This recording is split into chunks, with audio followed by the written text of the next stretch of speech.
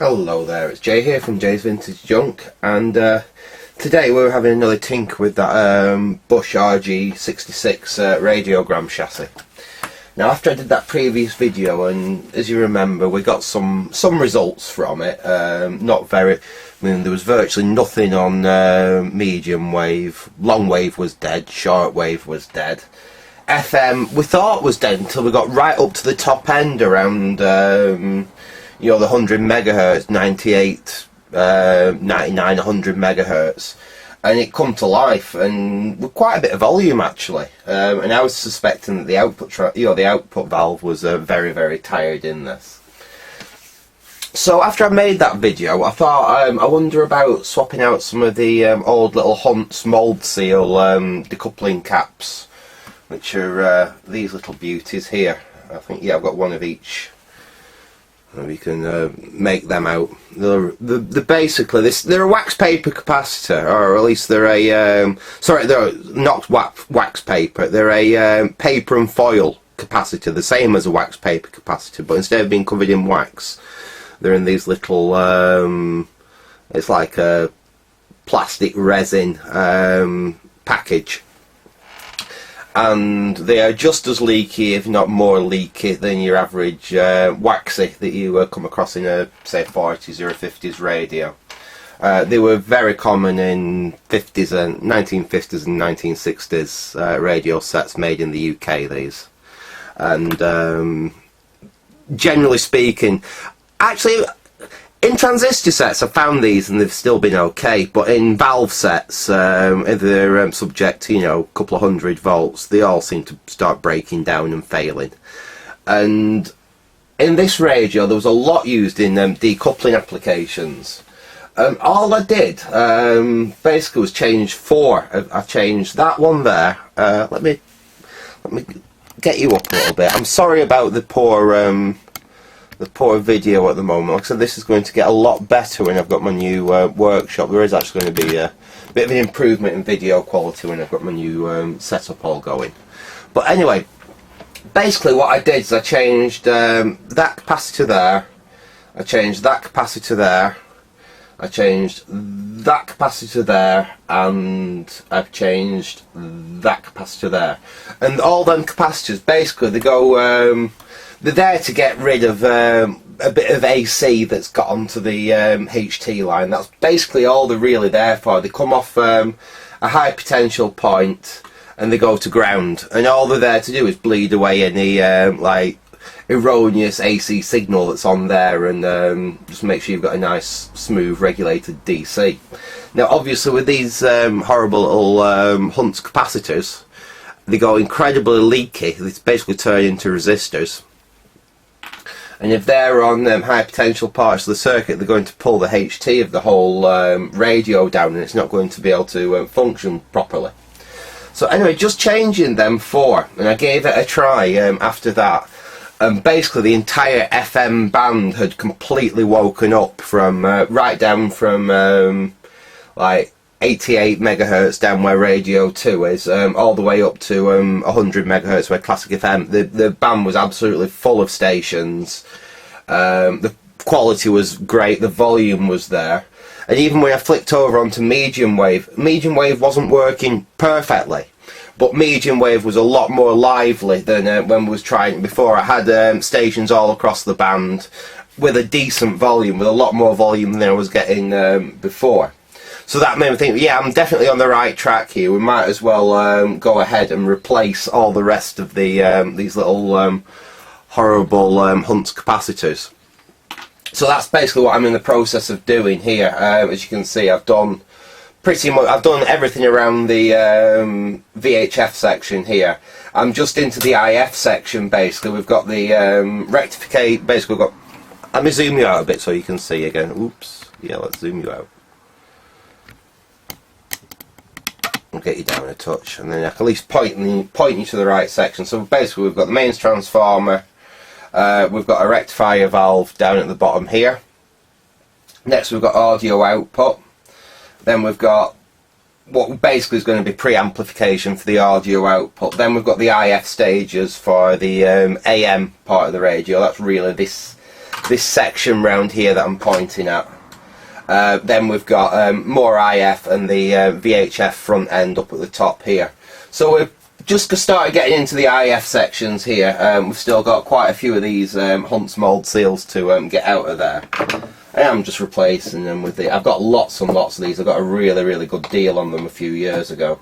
They're not ideal for valve use because they are designed for through hole for going into circuit boards, but they're not a bad capacitor.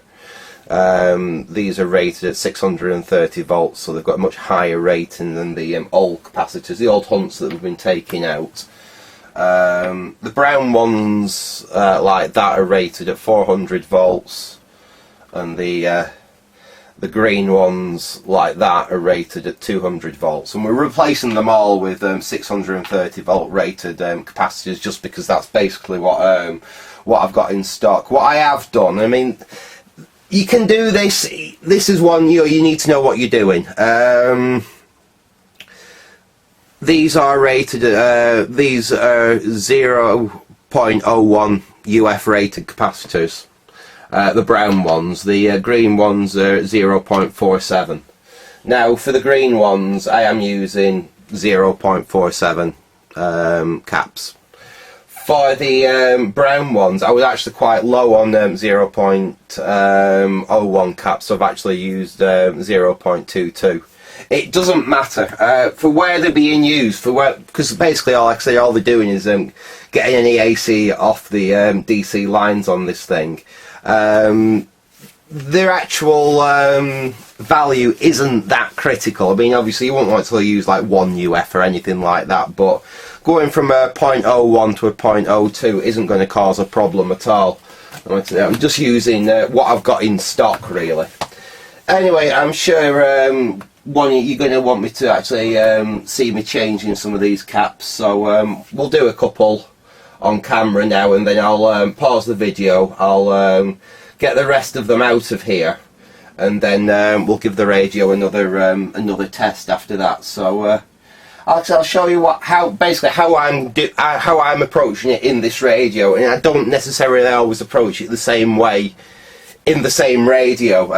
It's all down to how much effort I want to put into it, the value of the radio. Sometimes if a customer specifically says, "Oh, I want this type of capacitor used and I want them fitting in this way," I mean, I'll if someone's paying, I'll do whatever they want. But anyway, I'm going to zoom you in. Oops. I'll zoom you into a section that I'm working on, and try and tighten the camera up on its tripod so I don't keep moving it around. Right, are we in a good section there? Because I think we're going to have a go with these. No, you're not even on the capacitors that I'm going to be changing. Right. We can have a look at these two. Let me see if I can get you a bit closer. You can't see very well there, can you? Right, let me see. Let me zoom you in. Oops. Come on. Right. Now. Can you see these capacitors? No, you can't. Alright, let me move this round. Because you can't see what I'm working on here, can you? Right, now, can you see? No, you still can't see what I'm working on. Let me There we go. That's the buggers there now. Can you see these two capacitors there? We've got a green one and a brown one, them two Hunts. Now, these are exactly what I'm talking about, these decoupling capacitors. You've got one from that IF can there, that's probably got HT potential in it, that red wire there, and that goes off down through that Hunt's capacitor to ground. And then we've got a green one here, and that is coming off this valve here, which I can't see. What's the valve? We'll pull it out and have a look. It's the EF89. Now I've got to get the bloody thing back in the hole. Ugh.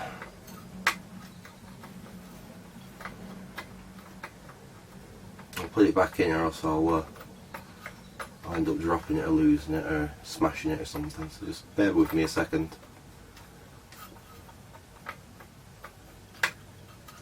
Come on, get in there.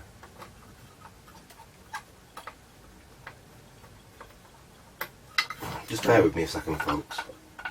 We shouldn't have pulled it out of the bloody thing now to find out which one it was.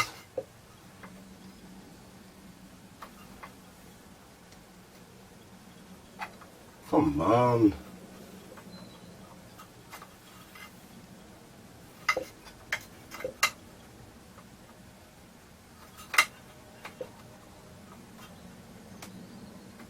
Ah, there we go. That's it, back in its hole. Sorry about that, folks.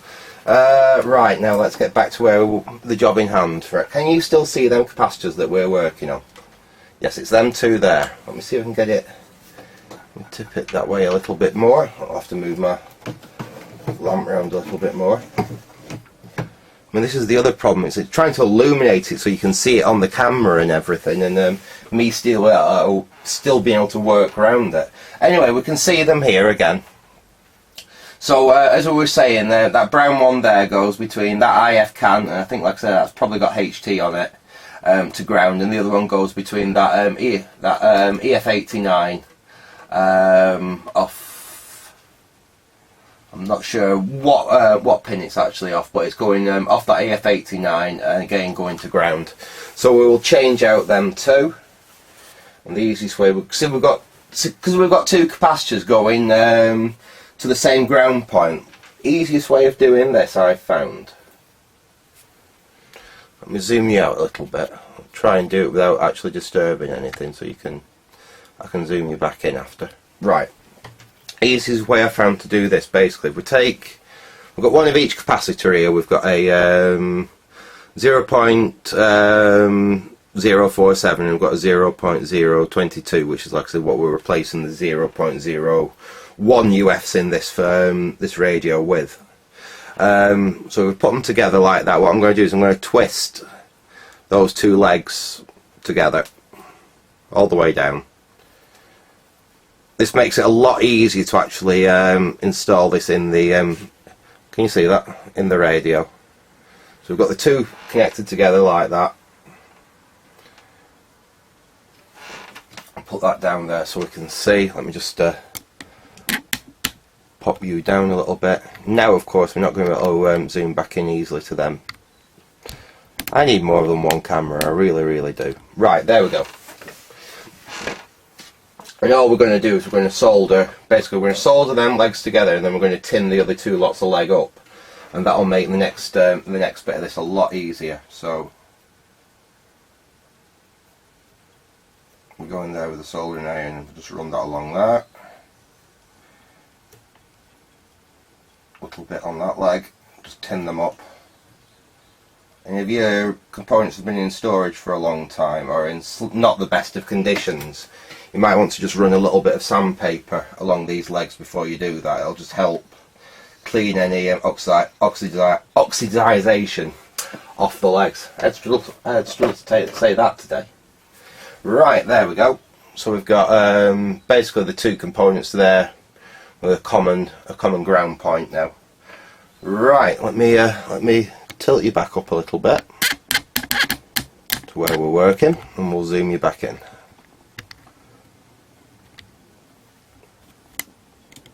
There they are. There's the two little buggers there, right in the middle of the shot. That's a bit of a pain. Let's see if I can. I don't know how I can really get. Right. If I tuck that up out of the way for now. Well, there we go. That's better, isn't it? You can actually see them now. Some people might be slightly dismayed how I do this, but what you see a lot of people do. So, you've got to take all the solder off and then unpick the wires and then unpick them all from round here and actually take the components out like that. The problem with doing that, it's really nice, and if you want to make it all look like no one's ever worked on the radio before, it's great. But it's very time consuming, and you can actually end up doing more damage than you are doing good. What I tend to do when it's in this situation is, we know they're going to that ground tag there. Basically get in with your snips and cut them free.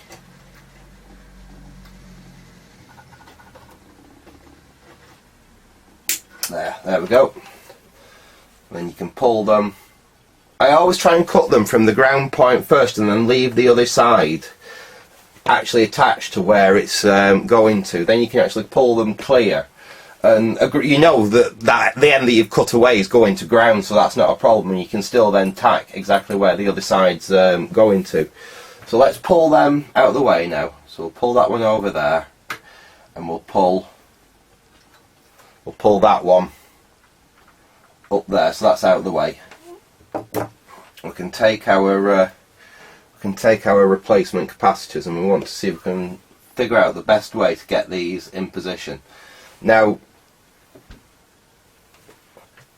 if you can see the bigger of the two there, basically the bigger of the two replaces that green capacitor there, and the smaller of the two replaces the brown capacitor there. So when we actually get this in place, we've got to basically bear that in mind.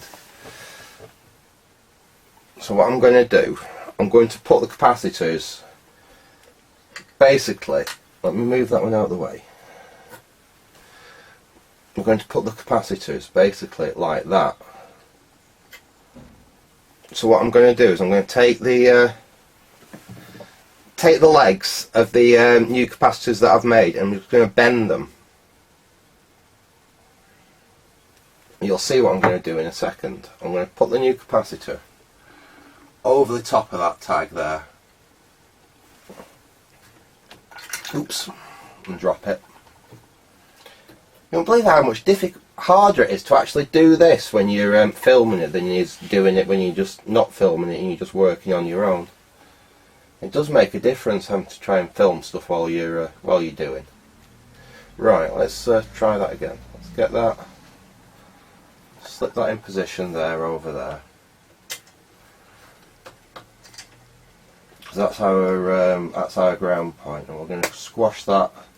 Oops, and we drop it again. Let's try that again. Get that in there.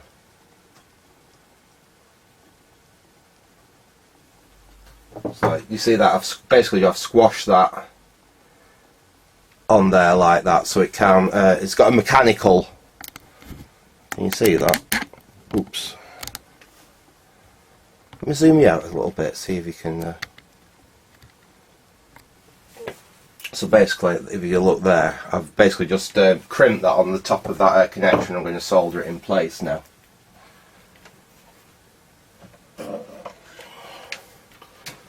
Go in with the soldering iron.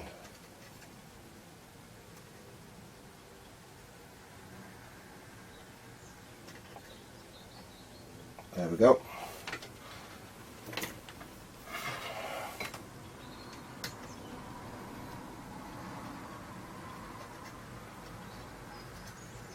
There we are, that's soldered in position. So we've got the ground in position there.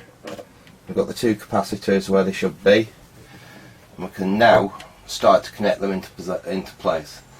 So we might as well cut away this one. We'll do this one first. So if we snip that out of the way. Get that out of the way. This wire here, we can bend over and we can just hook it round the end of that like the old one was.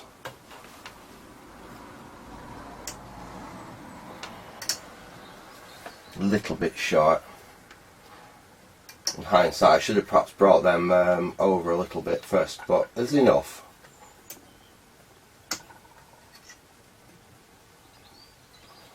There we go, bend that round, give it a quick crimp on like that. You can see I've bent it round and I've crimped it into position.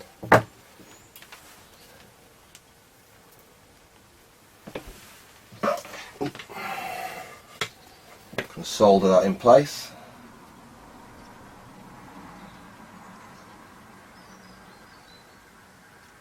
There we go. Touch more on there. There we go, that's better. Yeah. And then we can we'll deal with that other capacitor. That's the other one there that we want to get rid of. We'll just bend that up there now because it's done, that one. Again, we can just we'll snip that. We'll snip the lead off. We know where that's going now. It's going to the same place as that grey wire.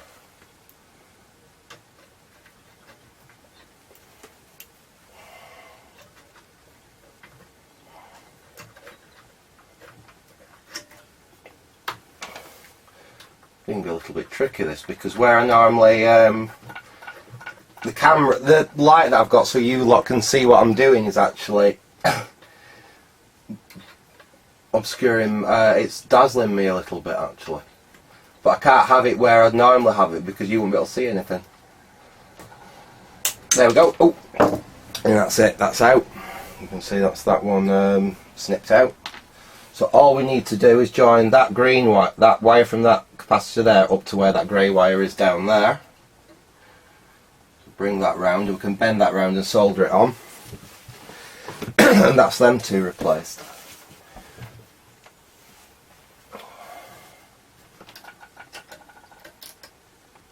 So we'll bend that round.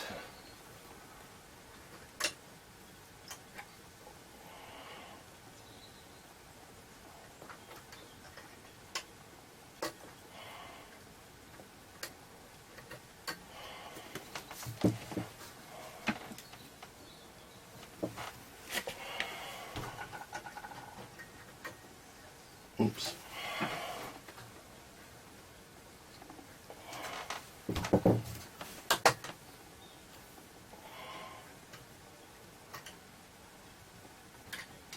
Could do with some long nose pliers for this really, but they're up in the attic and I really don't want to have to go burying round in there for them, so I'll see if I can do it with these snips. Basically just going to try and form a little eyelet in the end of that wire, push it over the end of, oops, that's okay, that's going to be safe there. Can you see everything? Can you still see there now? Seeing that's moved. Yeah, you can still see what I'm looking at.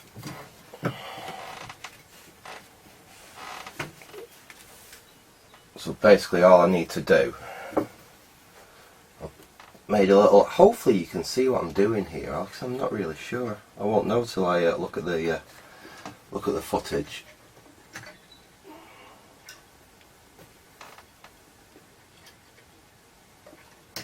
This is a fiddly one. There's not a lot of room in here. That's some of these more fancy radiograms from the late 50s. I wouldn't say they're a radio that I'd recommend for a beginner, because they are quite fiddly to work on.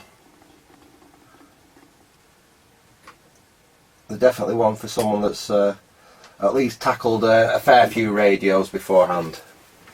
Right, that's in position. I'm going to just solder it in position and then I can snip a little bit of excess off. So that's in position there. Solder that. Oops, there we go. So that's soldered into position. And now I can snip the excess off. There we go. That's better. That's good and solid. Yeah, we can move that out of the way now. Right. Hopefully you can see that. Can you? You can't see that very well now, can you? Sorry about that. So there we go. There's the two new capacitors put in place. So obviously I've got one down there to change. I've got all these to change. I've got, hang on, how many more have I got? I've got one, and then a little waxy on top of it, which we can change out. 2, 3, 4, 5, 6, and I think that's it. So basically what I'll do is I will swap out them final, oops, let's get you zoomed out a bit. I will, oops, there we go. I will get them final 6 capacitors replaced, and then I will get back to you. We'll have a quick look over the chassis and then we'll give it another test and we'll see how much of an improvement that's made. So, because basically this is exactly all the original valves that I showed when I first showed this thing playing in the previous video. The only thing we've changed is capacitors.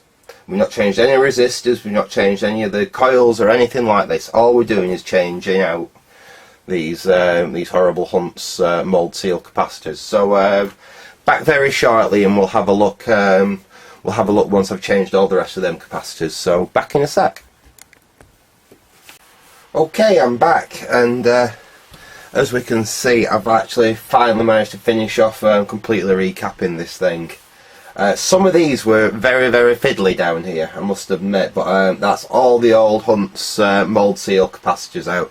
All the wax paper capacitors, and there were only 3 of them. There were 2 down here in the audio output section, and there was 1 up here in the part of the tone control. That one wasn't really critical if it was leaky, it just affected the tone control working quite right.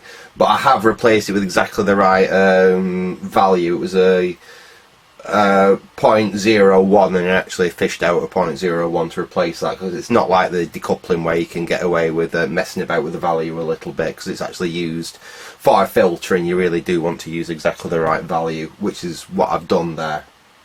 So I think really now the only thing to do is get it connected back up and see if we've made much of an improvement on the actual performance of the thing. So we might as well try that now. I'll just get my light out of the way again. We'll get it back on the bench. No, make sure it's all connected up, and we'll see whether we can. Oh, what's that I've just dropped? I'm sure it wasn't anything important. Ooh. Right, let's get this back round on the bench so you can see it. Let's get you down on it. There we go. That's okay, isn't it? You can see it now. Right. What was it that I dropped before? Oh, it was nothing important to do with this anyway, so we don't have to worry about that. Let's get the AM aerial, just dangle that down the back, and we'll connect these test leads back up to the FM aerial, because that'll do as a basic test. Like I say, it's not ideal. I've just got 2 test probe leads connected together, hooked up to the AM aerial. Oh, I have changed the dial bulbs as well, so we can actually see something happening now, which we couldn't see. We honestly couldn't see anything before, could we? Just bear with me a second. I'm actually just installing a new laptop while I'm doing this as well, so if you just bear with me a second, I just need to well, it's not a new laptop. My laptop downstairs finally completely died a death, so I've dug some another older laptop out, but I'm just installing Windows 7 on it because it's got Vista on at the moment. Install now. Yeah, no, I shouldn't just completely stop in the middle of a video to do something like that, but if I don't do it now, I'll completely forget about it, and I won't have the OS installed on it. Anyway, right, so we've got the speaker, same speaker as we was using before, which is just a little 5-inch speaker connected up. Like I said, this thing would have a electrostatic tweeter and 2 nice like 10-inch drivers when it's actually in the radiogram cabinet, but for our initial testing, that will have to do. Let's unplug the soldering iron, and we'll plug the radiogram in. Make sure everything's as it should be. Just make sure that bulb that's lying around at the back's not going to short on anything. And I'll need to get a new bulb for that. Make sure that works good, so that illuminates the turntable when this thing's actually in its cabinet. Right. Where shall we start? Shall we start on? Let's start on long wave, because we weren't getting anything at all on long wave. As you can see now, also it's nice that it lights up.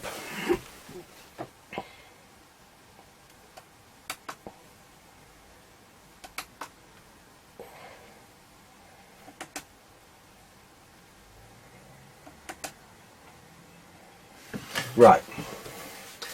So hopefully.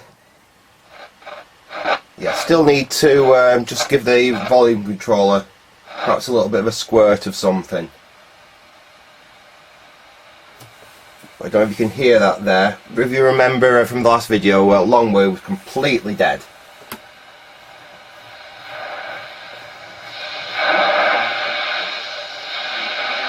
So we're getting something there.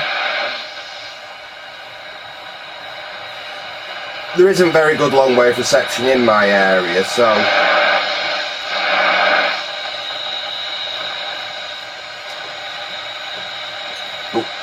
long wave's definitely there now where it wasn't before. Let's try medium wave. Turn that down a bit.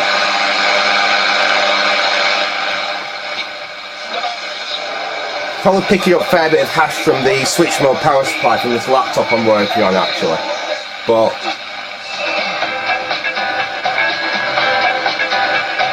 if you like to remember in the last video, we could pick like 1 or 2 stations up on the middle of the medium wave dial.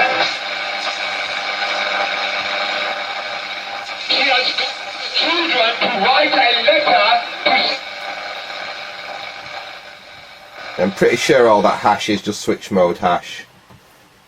But we're not. It's not a good medium wave reception area around here. But medium wave's certainly doing more than it was. Let's have a go at short wave.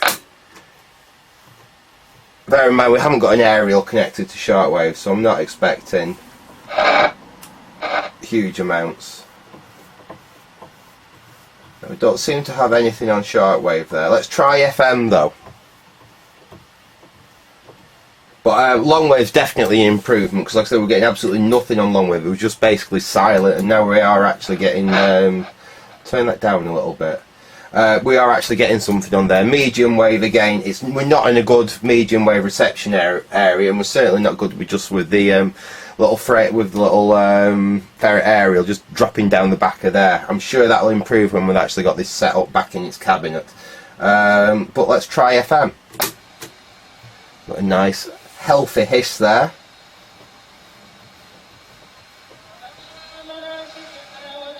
And if you look, the actual Magic Eye is actually doing as it should.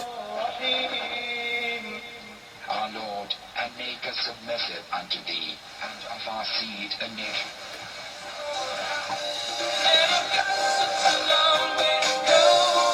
See that? So the Magic Eye is now opening and closing as it should.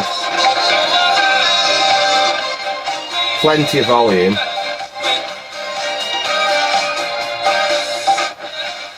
Actually, that Magic Eye seems quite a lot brighter now as well. So I'm sure it was. Basically, I'm sure that the HT on this was being pulled down by all those leaky capacitors. But with the indeterminate pieces, because there's one. I mean, for instance, a situation can arise in those. Say it's a duo. Treble. And there's this notation where you don't play until the other person has stopped playing, right? And there's another notation which is you keep playing until the other person has stopped. The house, the judges declared that there was a price to be paid for protecting this young man from his own folly. The price was the loss of liberty, which would be suffered by the great majority of people who enjoyed visiting the lake. Home seems a little bit off, a little bit too high up on the scale, but we could probably tweak that down. Had put their finger.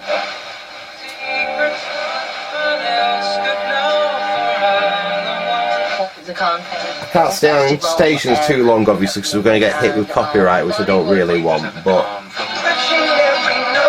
you can see it's absolutely full of stations now.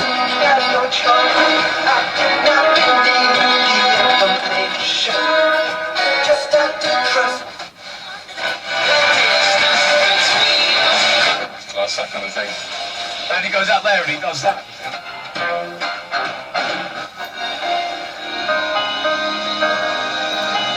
In fact, we can go even higher than we could before.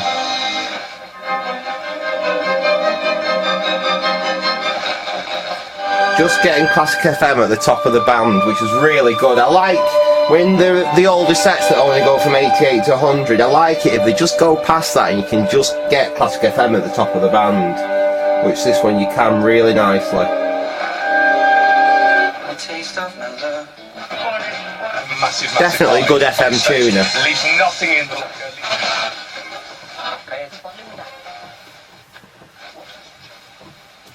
The last, at least 20 years, I've hardly really Very played nice. it simply because... Let's go back to medium wave. Just a bit of a shame about the hash on AM, but that's really down to, like I said, modern switch mode power supplies, and there are quite a few currently running in my office here, so...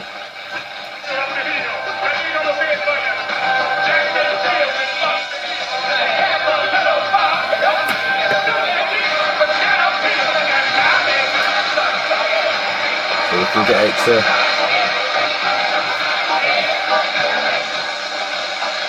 So we can zone it out a little bit, but...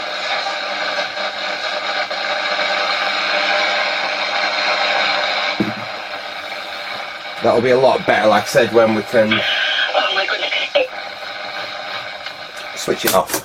That'll be a lot better when we can actually get it in its cabinet, and I think that's what I'll probably do with it next. I'm going to give the front a little bit of a clean up, and then I'm going to actually install it back in its cabinet, and we can actually test the speakers and actually see how it sounds in its cabinet with its proper speakers. Like I said, there's a little tweeter in there. We want to see whether the tweeter works as well, because them electrostatic tweeters can be very fickle. A lot of them don't work anymore and they need rebuilding.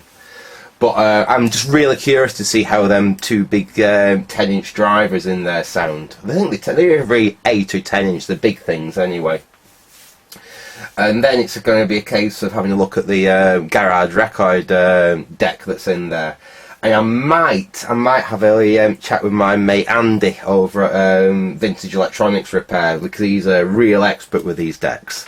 He really knows his stuff when it comes to old turntables and getting old turntables back up and running. So I might pass the deck over to Andy to let him cast his expert eye over it and have a look at it. And once we've got the deck up and running, we'll get it all back together, and we'll have a proper decent play of it in the cabinet. Anyway, I'm going to leave it there for now. Like I said, it's this video was just to show you really. Everyone thinks, oh, valves, things like that, especially when you low power like that, and all it's turned out is basically, whoops, where are we? There, that lot there. I mean, there's been a couple of hours worth of work changing all these, because they're not easy to access, especially not in one of these more advanced radios like that. But it was really down to just a handful of capacitors, and we're probably talking in actual cost, probably, even if you was to go to RS or somewhere like that, you're probably talking just over a £5.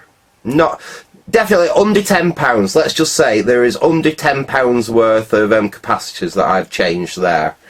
To bring this from basically only being able to pick up one station very weakly on medium wave up to where basically it is back up into running order. I know we've not been able to demonstrate long wave, medium wave and short wave ideally now, but like I said, we've not got the proper aerial connected. We've got the little ferret core aerial just lying on the back of the thing. So once it's back in its cabinet, I am sure that they will come back and we'll get some decent reception on there, especially if we haven't got too much switch mode hash about.